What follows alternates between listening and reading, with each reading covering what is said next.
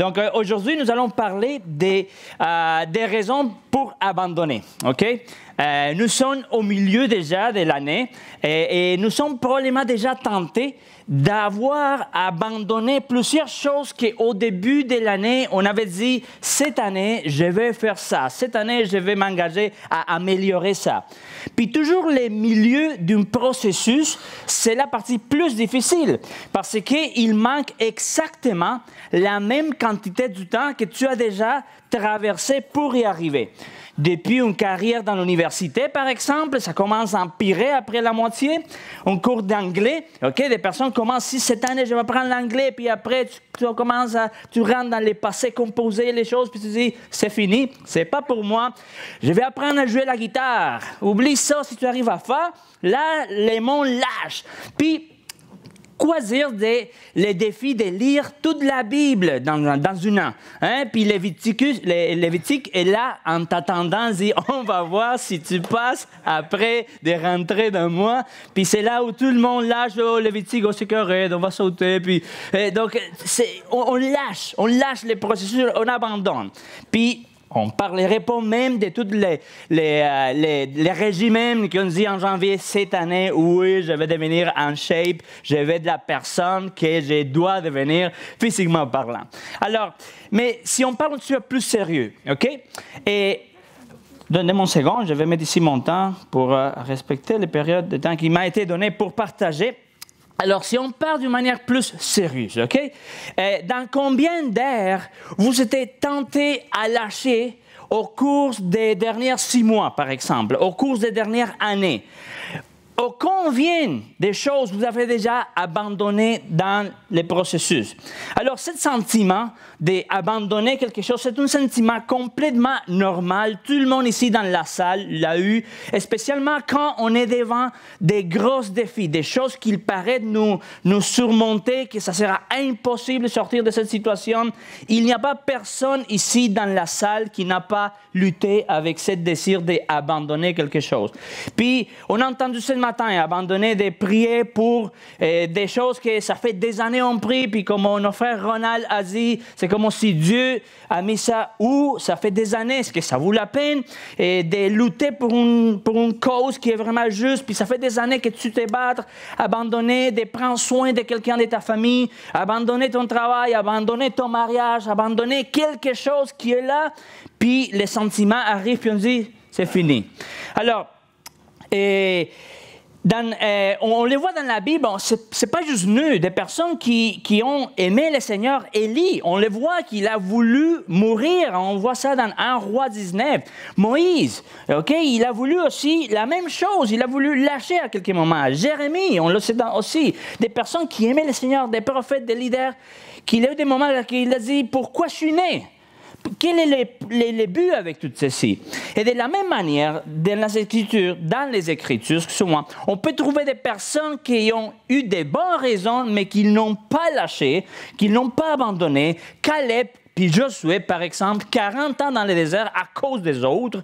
Néhémie, les apôtres, tout le monde a eu des bonnes raisons, mais ils n'ont pas fait ça. Et aujourd'hui, je vais sortir 5 bonnes raisons que quelqu'un d'autre a eu pour abandonner, mais on voit qu'il n'a pas tombé dans cette direction. Puis c'était Joseph. On connaît très bien la vie de Joseph. On l'a vu à l'école du dimanche, des premières années jusqu'à la dernière année. Ça se répète, on apprend des différences. C'est le même bonhomme toujours qui monte dans les petites choses. Alors, quelque chose d'intéressant, c'est que lorsque nous jetons un coup d'œil à la vie de Joseph à certaines périodes de sa vie, parce que ça va depuis le chapitre 37 jusqu'à le chapitre 50, on va lire pas tout ça, mais il y a certaines portions qu'on va voir, wow, sont les mêmes raisons que moi j'ai pour abandonner. Sont les mêmes raisons, mais on a vu qu'il a surmonté chacune de ces raisons. Mais avant d'aller plus loin, on va prier puis on va demander à Dieu de nous parler d'une manière personnelle. Seigneur, merci pour l'opportunité de nous rassembler. Alors, on se souvient l'été passé, on se souvient les autres étés dans lesquels n'était pas possible pour différentes raisons. Puis on est content de pouvoir venir célébrer, nous écouter chanter, être ensemble, jasser, prendre du café. Seigneur, quelle bénédiction d'être ensemble. De la même manière qu'on vient ici pour te célébrer, on vient ici pour recevoir de toi. Donc je te demande, s'il te plaît, dans ta grâce, dans ton amour, dans ta miséricorde, parle à chaque personne dans la salle, à chaque vie. Tu sais qu'est-ce qu'il y a dans leur cœur ce matin. C'est toi qui as préparé ce moment-là. Donc, s'il te plaît, on prie de t'adresser à chaque personne. Esprit Saint, bouge-toi dans chaque vie, dans chaque personne ce matin, puis éloigne, comme on dit tout le temps, toutes sortes de pensées, de distractions qui peuvent briser cette communion, puis ce moment d'enseignement puis encouragement. Au nom de Jésus, on prie. Amen. Alors, la première raison pour laquelle Joseph a pu abandonner était sa famille. OK? Sa famille. La famille est une des choses que, OK, dans la vie que nous ne choisissons pas, mais qu'on a. C'est comme ton nez. On ne choisit pas avoir l'année qu'on a, mais elle est là. Donc, la famille, on choisit pas les sortes de familles qu'on va voir, mais on grandit avec. Puis, quand nous nous marions, OK, que cela nous plaît ou non, on doit gérer avec une autre famille. Puis l'autre famille va gérer avec nous aussi. Ce n'est pas juste eux qui vont gérer, c'est les deux. Avec leurs bonnes choses et leurs mauvaises choses. Puis certains jeunes, quand j'étais en Argentine, que j'étais en train de les conseiller dans le processus de fréquenter quelqu'un, puis je dis, écoute, tu es clair que la famille de cette personne-là, c'est vraiment compliqué. Oh, c'est pas grave, je vais me marier avec elle, pas avec sa famille. Non, ça c'est vrai. Si tu étais marié au moins pendant 5 minutes, tu sais que ça, ce n'est pas vrai. C'est tous les combos ou c'est rien. Alors, il dit, ça, c'est pas vrai. Alors, une famille a la capacité de projeter quelqu'un, soit dans la foi, ou soit dans la vie, ou de ruiner cette personne. Et quand nous voyons la famille de Joseph, on peut voir que c'était vraiment un désastre total.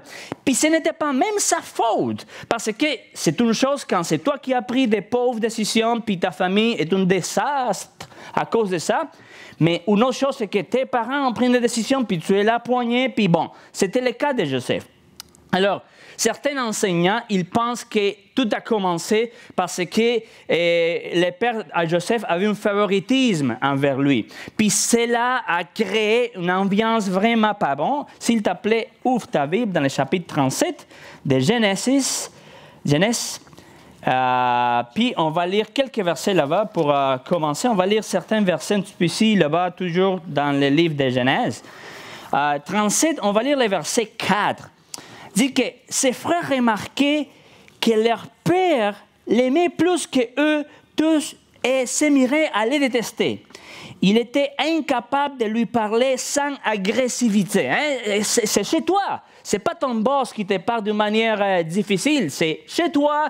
Il était incapable de les parler sans les maltraiter. Verset 5. Après, ça dit, Joseph fit un rêve et il les racontait à ses frères qu'il les détestait encore plus. Ça empirait la chose. Verset 8. Ses frères lui dirent, est-ce que tu vas vraiment régner sur nous? Est-ce que tu vas nous gouverner?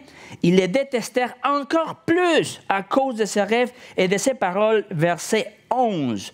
Ses frères se montraient jaloux de lui, mais son père garda les souvenirs de cela. C'est comme on l'appelle, il y a quelque chose qui ne marche pas ici, on va voir. Alors, et c'est comme dans ton travail, vois-tu, les personnes qui seulement sont capables de te parler d'une manière intense. Il vivait ça tous les jours dans sa maison. Donc, ses frères ne croyaient pas dans lui. OK? Le père lui-même ne croyait pas 100% en ça que Joseph les communiquait, que Dieu pouvait faire avec lui puis à travers de lui. Ici, attention, parents. Parce que des fois, ton enfant va venir te communiquer quelque chose, puis tu dis, je vais faire telle chose pour le Seigneur. Je ne sais pas si c'est le moment, peut-être tu dois grandir, peut-être... Attention, parce que ça peut décourager quelqu'un. Je me souviens, mon père, quand je l'avais mentionné mon désir de devenir missionnaire, pour commencer à servir le Seigneur, il m'a dit, tu vas mourir de faim. C'est ça que les missionnaires font. Ils meurent de faim. Tu vas aller dans les églises en demandant l'argent, puis tu vas vivre de toutes les sous que les autres vont donner. C'est ça que tu veux pour ta vie. Je dis, bon, c'est ça que je comprends que je dois faire maintenant. Puis par la grâce de Dieu, ce n'était pas le cas. Je suis encore un petit peu bien mangé. Donc, c'est pas que j'ai mouru de faim, vois-tu. Alors, attention, père, avec ça, de ne pas croire quelque chose que ton enfant, ton garçon est en train de te dire. écoute, je pense que Dieu m'appelle à faire telle chose. Donc, mauvais père, mauvais frère.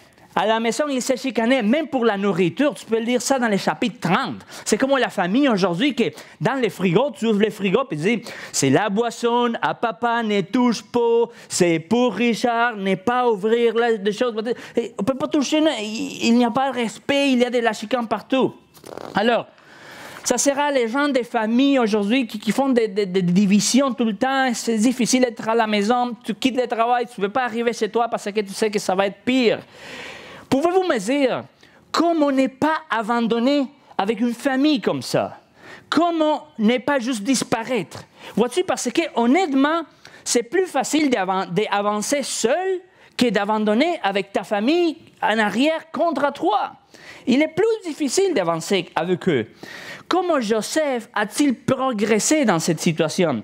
Qu'est-ce que Joseph a fait pour ne pas abandonner, puis pour devenir à la fin un instrument pour Dieu pour résoudre les problèmes dans la famille?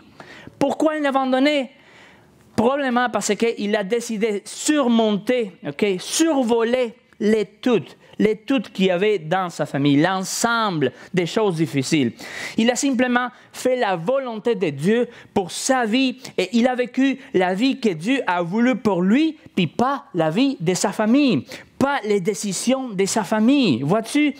Et protège la vision que Dieu t'a donnée pour ta vie. Peut-être que ce n'est pas 100% clair maintenant, mais tu as déjà des traces qui disent c'est ça, c'est la direction que je veux que tu avances. Protège ça, vivre pour ça, puis tu vas pouvoir surmonter la situation, même si c'est difficile à la famille. Il n'a pas resté dans « Ah, tu ne connais pas mon père, tu ne connais pas ma mère, tu ne connais pas mes frères. Hein? » C'est à cause, il a surmonté ça. Il a décidé de dire, écoute, c'est leur décision, c'est leur vie, Seigneur, tu m'as sauvé. Brise la chaîne avec moi, la chaîne des choses bizarres dans la famille. Utilise-moi pour ta gloire. C'est ça qu'il a fait. Je peux te donner des conseils basés sur ça qui était ma vie avant. Puis pour ça qu'on voit ici, que c'est une décision. C'est une décision restée de, tu ne connais pas ma famille, tu ne connais pas mon arrière-plan, ou oui, mon arrière-plan, c'est bizarre, c'est fou, mais Dieu m'a sauvé puis ça a changé. Ne vive pas ou arrête de vivre les conséquences des décisions de la vie de ceux qui t'entourent. Brise la chaîne, comme je viens de mentionner. Soyez fidèles à Dieu et tu vas devenir un jour le point de référence au milieu de la tempête, au milieu de la situation difficile. Deuxième raison pour laquelle il a pu abandonner, un environnement de mensonges. Joseph, il a vécu entouré de mensonges, tout comme nous le faisons aujourd'hui. Ce n'est pas nouveau, ça. Et les émissions nous mentent. On a vu ça dans les derniers 12 ans et demi. Comme ils nous ont menti de plusieurs manières. Les publics-sacs nous mentent.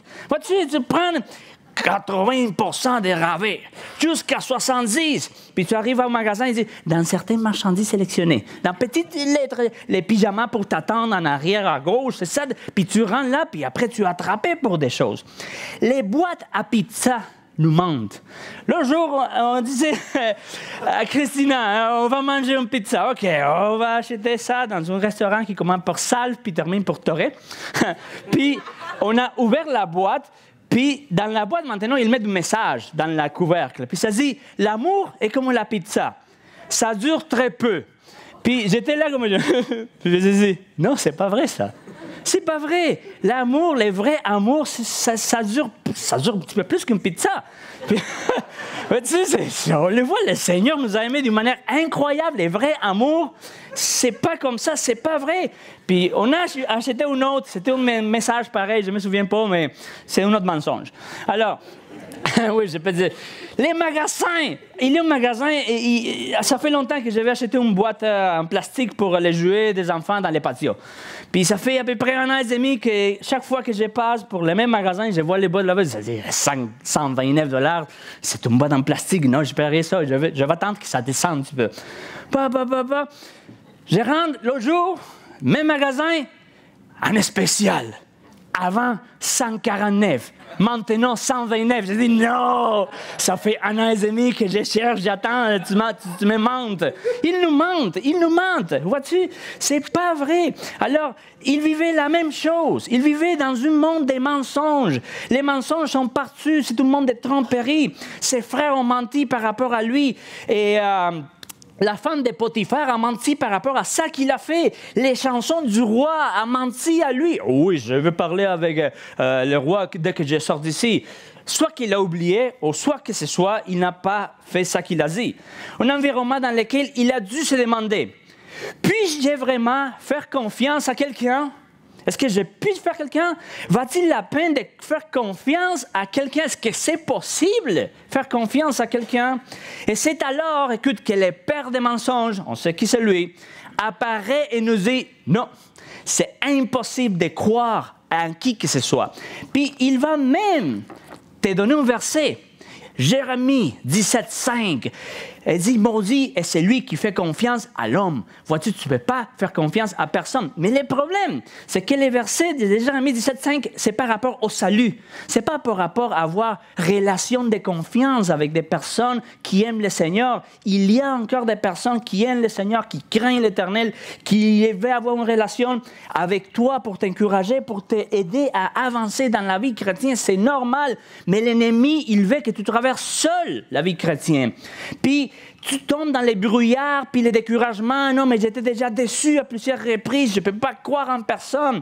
Mais ne laisse pas que cette réalité, parce que c'est une réalité, les gens vont te décevoir, ils vont te mentir, ils vont te tromper. Ne laisse pas que cette réalité et mettre par terre l'autre vérité que Dieu veut que tu aies des personnes autour pour grandir, pour avancer. Il veut la communion. Il reste encore des personnes fidèles. Ne pense pas comme Élie. Oh Seigneur, je suis le seul. Puis non, non, non, attends-toi, Élie. Il y a 7000 encore qui m'aiment, qui sont fidèles. Ne lâche pas, mon homme. Nous vivons dans un monde déchu. Puis ça va arriver la déception, ça va arriver les mensonges, mais n'abandonne pas pour ça. C'est difficile de traverser la vie sans des personnes dans lesquelles avoir confiance. Alors, il a pu dire, pourquoi vivre dans la vérité? Si quand je dis la vérité, et je fais ça qui est juste, ok, j'ai fini par être blessé. J'ai fini en prison la dernière fois, je dis la vérité. Ils m'ont mis en prison. Donc, à quoi ça en sert? Si chaque fois que je sais la bonne chose, je termine affecté. C'est comme, ça fait 2 mois à peu près, j'essayais de vendre un camion que j'avais, ok? Parce que j'ai regardais comme ça les camions, puis la gasoline commençait à descendre. Juste en les regardant. Hein. C'était une Ram 1500, puis je pense qu'il avait un problème. C'est pas normal, la consommation qu'il avait. Je dis, non, je ne veux pas soutenir ça. Je l'ai vendu. Donc, ça fait 3 personnes qui venaient, puis ils disaient, OK, combien tu donnes pour le camion? J'ai 8000. OK, bon, on va les faire. Je vais te donner 8500, mais on va dire 1000 à la sac. Je dis, je ne peux pas faire ça. Oh, ça ne marche pas, donc ça tombe. Oh, non, non. Non, je vais te donner 9000. Mais on va dire 1500 à la sac. Non, je ne peux pas faire ça. Pourquoi? Non, parce que mes valeurs, je suis chrétien. Et Dieu nous demande des personnes qui disent la vérité, etc. Oh oui, mais ça fait 10 ans, c'est pas grave. Il a payé déjà des taxes. Le gouvernement, Non, non, non, non. Puis j'ai perdu des bons ventes pour dire la vérité. Puis j'ai dit, Seigneur, est-ce que ça sera possible de vendre un camion ici, s'envoler? Ça sera possible? Puis j'ai perdu. Finalement, j'ai vendu les camions un petit peu plus bas de quelqu'un qui a décidé de faire la bonne chose. J'ai dit, merci Seigneur. J'ai perdu. OK, c'est correct. Mais on a fait la bonne chose. Est-ce que ça vaut la peine? Ça vaut la peine. Joseph aurait pu dire, quelqu'un m'a déjà cru dans tous les processus. Mon père m'a questionné, mes frères m'ont questionné, Potiphar m'a questionné. Quelqu'un m'a cru ici. Pourquoi continuer à dire la vérité? Mais on voit que malgré tout ça, il savait, je pense, qu'on ne peut pas avoir succès dans ça que nous faisons sans échouer dans ça que nous sommes. Vois-tu, tu ne peux pas avoir succès dans ton travail si tu n'es pas fidèle à ça que tu es vraiment en tant qu'enfant de Dieu. Les deux choses marchent ensemble. Donc, la prochaine fois que les panoramas semblent sombres, croyez Dieu et sa parole parce qu'il n'échoue pas, il ne déçoit pas, il n'abandonne pas et surtout, il ne ment pas. Il ne ment pas. Troisième raison qu'il avait pour abandonner. Les adversités et répétez sur moi. Les adversités continuent. Plusieurs mauvaises choses lui sont arrivées. Une chose après l'autre, une chose après l'autre. Vois-tu, c'est comme un job. C'est quelqu'un qui a dit, c'est genre comme une succession des épreuves. C'est pas juste une épreuve, c'est une succession des épreuves. Envié par ses frères, battu par ses frères, vendu par ses frères, et dans la prison, était un esclave en Égypte. Et parfois, on lit trop vite ici l'histoire et nous ne nous arrêtons pas pour passer certaines choses. Joseph avait 17 ans. Est-ce qu'il y a quelqu'un ici à la salle qui a 17 ans? Voilà. Ton nom? Mathis, 17 ans. Alors, imagine-toi quelqu'un comme Mathis, 17 ans, OK? Loin de chez lui, OK? Sans ses vêtements, parce que souviens-toi, quand les frères l'ont vendu, ils ont pris ça, la tunique en couleur, un petit dessin ici, des animaux pour dire, écoute, vois-tu, sans ses vêtements, dans une langue inconnue, complètement inconnue pour lui, loin de sa région, OK? Hors de sa maison, ses odeurs, sa nourriture, ses personnes, ses gens, même si c'était difficile à la maison, c'était chez lui encore. Dans une culture, une nation si contraire à lui, si différente à lui, imagine-toi cette situation, 17 ans, il était en flow. Puis il était là en vivant cette situation vraiment difficile à avancer, si étranger à ce qu'il était. Et je ne sais pas s'il y a d'autres immigrants ici qui peut-être disent « Ah oui, je comprends. Oui, c'est sûr. » Non, on ne comprend pas. Parce qu'on est arrivé ici pour des meilleures choses. On est arrivé ici pour une offre de ministère, pour une offre de travail, pas comme esclave. Un petit peu de nous, ici, là-bas, maltraité, 17 ans. C'est comme si lui était kidnappé demain, puis on écoute qu'il est à Corée du Nord. Vois-tu? Langage complètement inconnu, sa religion zéro. Vois-tu, c'est quelque chose intense. Tout lui était enlevé. Comme on n'est pas abandonné sa foi dans cette situation-là. Et soudainement, les choses semblent s'améliorer un peu. OK, parce que il arrive à la maison de Potiphar et il a un témoignage pour Dieu. Genèse 39, 9, on va lire les versets 39, 9, parce que c'est un bon verset.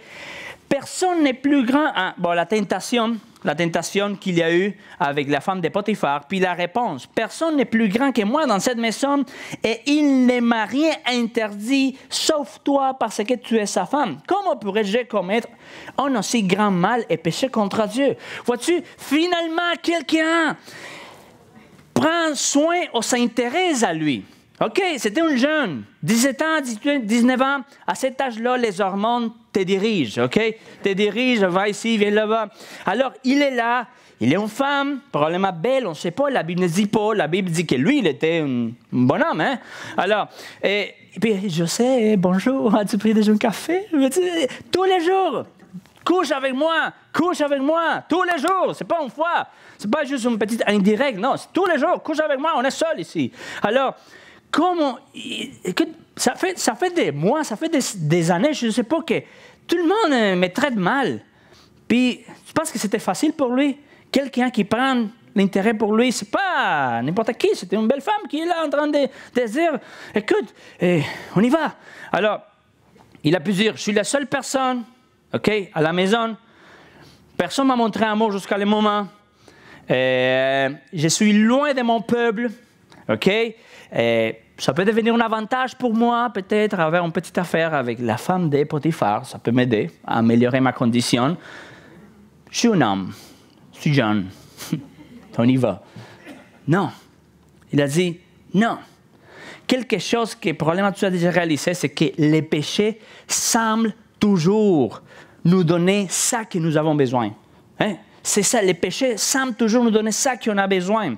Combien de raisons Joseph a-t-il eu pour avoir péché, mais il a dit non. Puis il a fini en prison.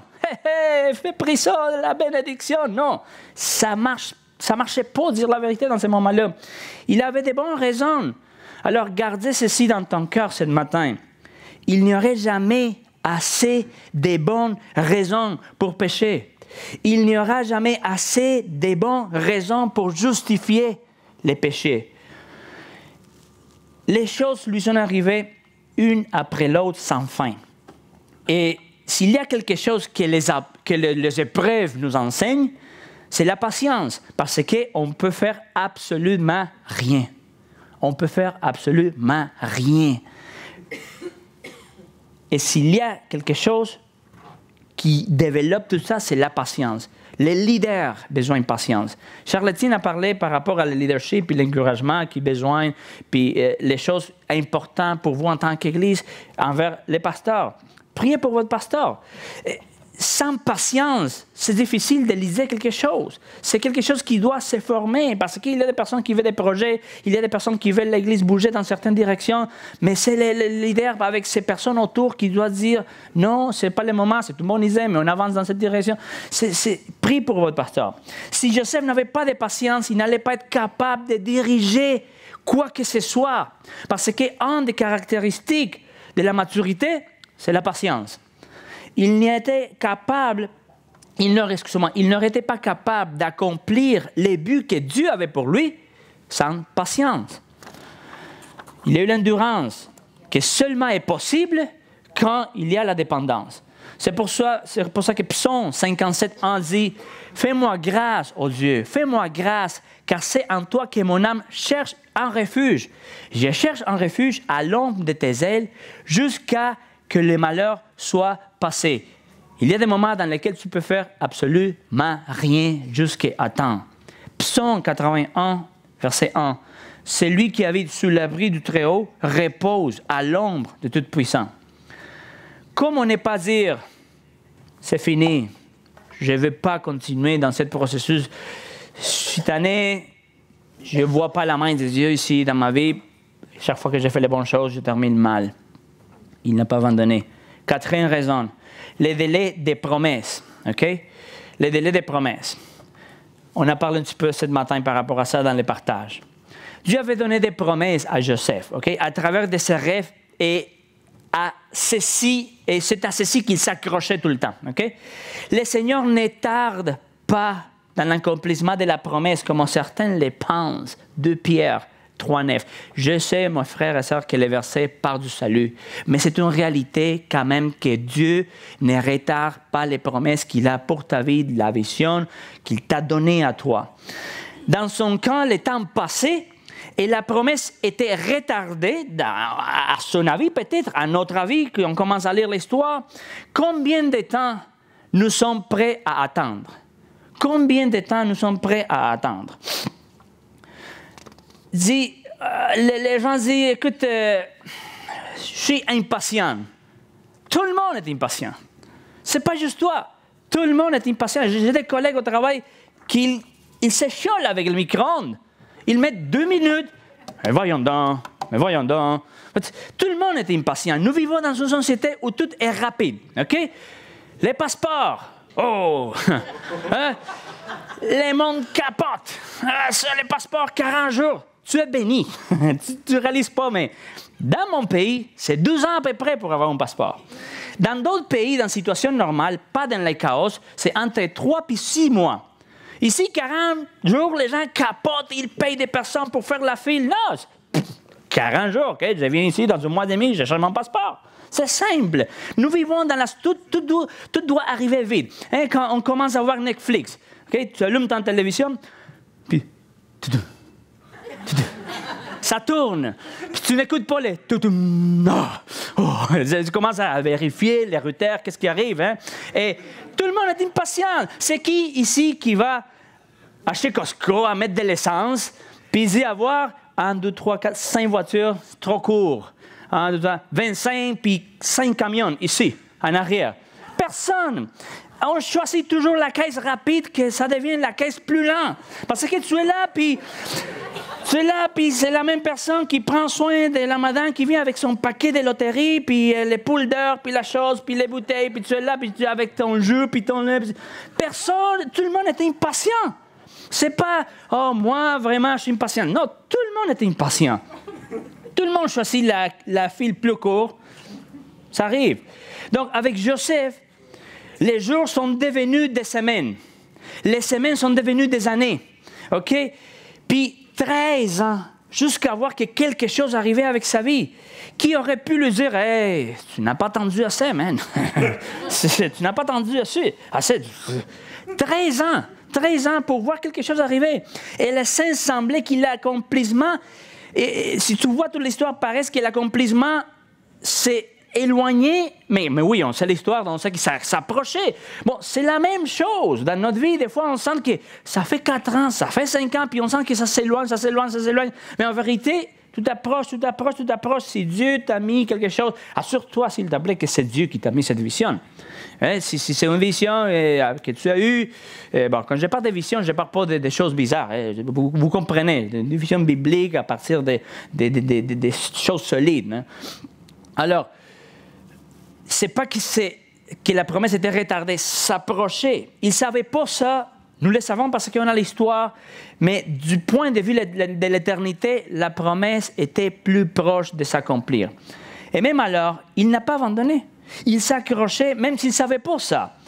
Avez-vous réalisé que tout dans notre vie est lié avec le temps? Tout est lié avec le temps. Et plusieurs fois, ces délais deviennent plus longs qu'attendu, et nous devenons fatigués d'avancer dans cette direction, et nous terminons en abandonnant. Une question ce matin. Qu'est-ce que tu attends ce matin que Dieu fait pour toi? Qu'est-ce que tu attends ce matin? Y a-t-il quelque chose qui vous fatigue et que tu as déjà découragé? La salut de quelqu'un, la guérison de quelqu'un proche à toi, une personne éloignée dans ton cercle familial proche. Attachez-vous à ces promesses. Qu'il va accomplir ces choses dans son temps. Ce n'est pas qu'il t'a mis en stand-by. Comme Ronald a dit encore une fois, il attend les moments favorables pour faire son œuvre. Quelque chose commun et difficile à comprendre, c'est que jusqu'à certains points, c'est la façon dans laquelle certaines personnes réagissent, à l'adversité des longues périodes d'attente, Et la première chose qu'ils font, c'est s'éloigner de Dieu, complètement. Je ne prierai pas. Ça fait des années que j'ai prié pour ça. Il connaît déjà. J'arrête de prier. Pas d'église. Oublie ça. Il ne s'intéresse pas à moi. Parce que je vais m'intéresser à aller à l'église, à quoi? Pas de rien. Je ne vais pas même lire la Bible. Je suis découragé. Dieu, tu n'as pas répondu à mes prières. Et ça devrait être à l'inverse, non? Parce qu'on ne vient pas à l'église juste quand on est bien. On vient à l'église tout le temps. Parce qu'on a besoin, c'est les vrais, on a besoin de faire ça. Alors, quelle pensée et quelle attitude fou de réagir de cette manière? Ça sera une erreur de juste regarder les Joseph du chapitre 50 dans la gloire sans voir les Joseph de 36, 37, 38, 39. Ça sera complètement une erreur, puis dire, oh, regarde, oui, il a traversé beaucoup pour être là. Et la dernière raison pour laquelle Joseph a pu abandonner était la séduction du triomphe. La séduction du triomphe. Genèse 41, on va lire Genèse 41, verset 40 jusqu'à 44. 41, chapitre 41, verset 40 jusqu'à 44. La réponse des pharaons après, les rois d'Égypte, après la révélation des rêves. Tu seras responsable de ma maison et tout mon peuple obéira à tes ordres. Les trônes seuls m'élèvera au-dessus de toi. Le pharaon dit à Joseph, vois, je te donne les commandements de toute l'Égypte. Le pharaon retira l'anneau de son doigt et les passait au doigt de Joseph. Il lui donna des habits en fin lin et lui mit un collier au cours du cou. Il le fit monter sur les chars qui suivaient les siens et l'on craint devant lui à genoux. C'est ainsi que le pharaon lui donnait les commandements de toute l'Égypte. Il dit encore à Joseph, c'est moi qui suis le pharaon, mais sans toi, encore personne ne lèvera la main ni les pieds dans toute l'Égypte. Ça, c'est beaucoup. Ça, c'est beaucoup pouvoir. Il n'y avait personne comme Joseph. À part le pharaon, était le numéro 2 dans un royaume assez grand. Comment gérer cette voix qui dit, OK, Joseph, tu es là même. Tu es là, maintenant, c'est correct, tu n'as besoin pas de Dieu. Écoute, tu as tous les contents, les pouvoirs, l'argent. Puis c'est pas qu'il a eu ça pendant 2 mois que Pharaon était en vacances, en l'été. C'était pendant 80 ans. Il a eu tous les pouvoirs, tout l'argent, toutes les capacités de faire ça n'importe quoi, mais il a resté fidèle. C'est pas l'histoire de lui ne termine pas en prison. Il n'y avait pas d'autres personnes comme lui.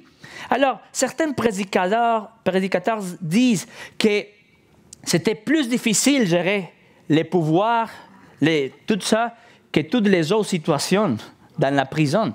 C'était plus difficile la lutte qu'il y avait dans son cœur.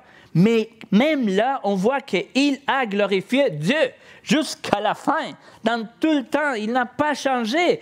Joseph nous a montré que le triomphe, Église de Charlesbourg, ce n'est pas une position qu'on arrive à avoir. Sinon, c'est les obstacles qu'on conquiert chaque jour. Ce n'est pas une position, hein, maintenant, je triomphe. Non, c'est quelque chose qu'on va à réussir.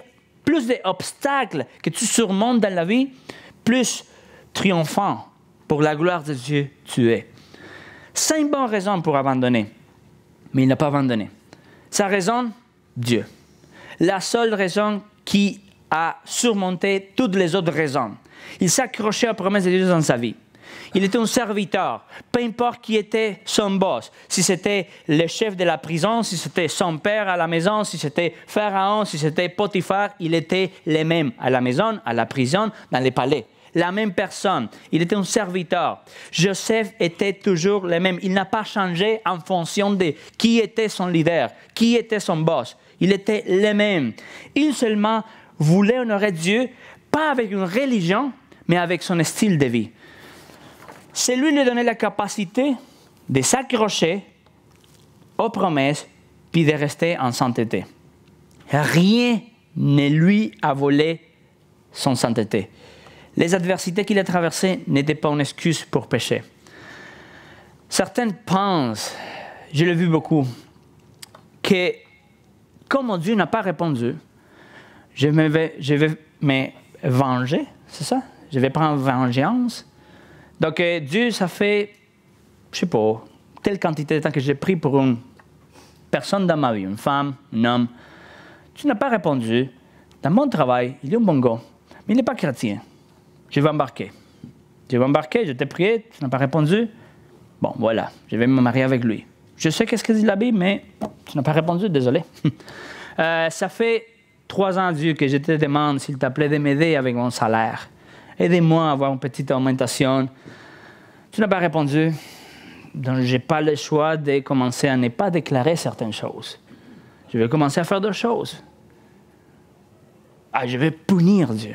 C'est quoi? Je vais faire à ma manière. Tu n'as pas répondu, je vais le faire à ma manière. Ça, c'est faux. Ça, c'est insensé. Ça, c'est le péché qui est dans nous. Puis tous ici sont capables de tomber dans le même chemin. Ce n'est pas quelqu'un. Nous tous avons cette capacité. Mais souviens-toi le suivant.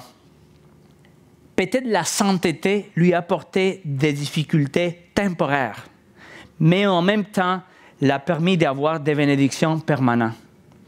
La sainteté te va mettre dans des difficultés temporaires, mais ça va apporter des bénédictions permanentes pour ta vie. Cherche toujours à honorer à Dieu, dans ton travail, dans ton quartier, dans ton équipe de soccer, de hockey, dans tout ça que tu fais. Joseph était un homme qui croyait à Dieu jusqu'à la fin. Verset 5 ans, on arrive à la fin aussi du message. Chapitre 5 ans, verset 20.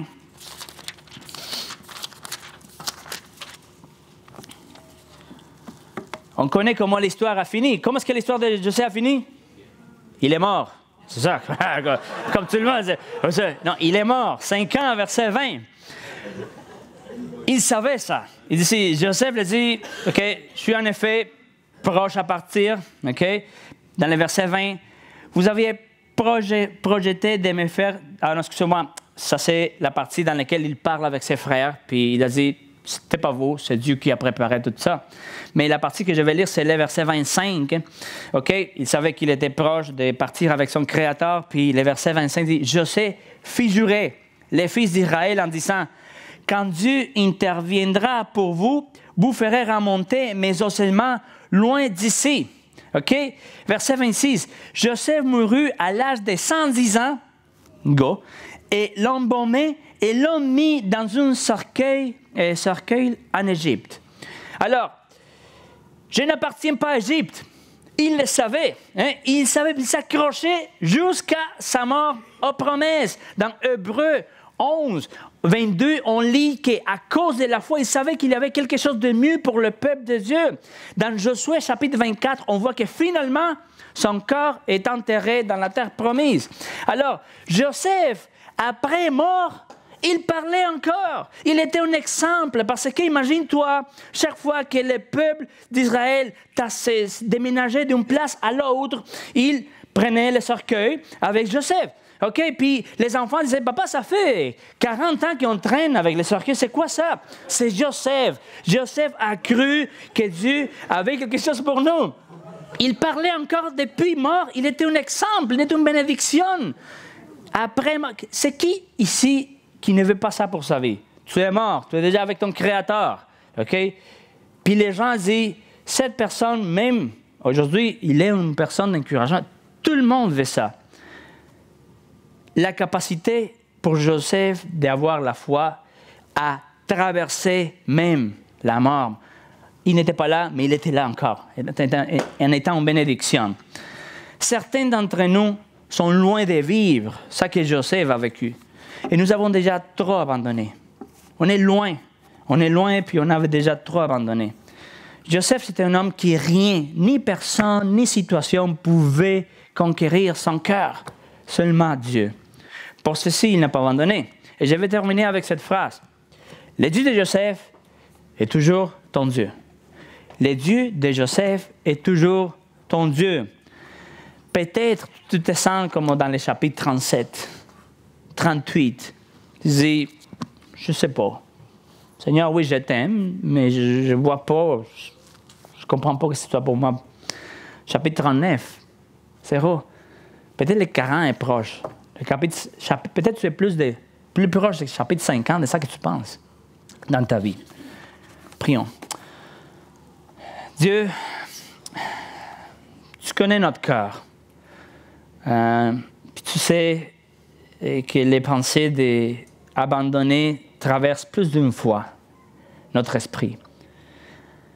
Mais aidez-nous, Seigneur, à nous rappeler qu'il y a des personnes qui ont passé des situations beaucoup plus intenses, puis ils ont décidé d'être fidèles. Puis toi, dans ta grâce, nous as laissé les exemples dans ta parole. Aidez-nous à, Seigneur, nous rappeler de toutes les bonnes choses que tu as faites. Puis aidez-nous à nous rappeler de toutes les choses que tu as laissé de faire pour nous, puis qu'après on a réalisé que c'était finalement une bonne chose. Donne-nous les forces nécessaires pour te glorifier, pour te choisir toujours. Donne-nous la capacité, Dieu, de choisir toujours la sainteté, même quand ça coûte cher. C'est pas facile, c'est pas évident, Seigneur, mais tu as montré l'exemple. Puis on va se paraître à toi dans tous les éléments possibles. Aide-nous, Seigneur, à t'honorer cette semaine, puis éloigne de nous cet esprit qui vient et dit, lâche-toi, abandonne, ça ne vaut pas la peine. On sait que ce n'est pas toi qui parles. On sait que ce n'est pas ton esprit qui nous encourage. Aide-nous à être conscients de ceci, puis à te glorifier avec nos décisions. Au nom de Jésus, on prie. Amen.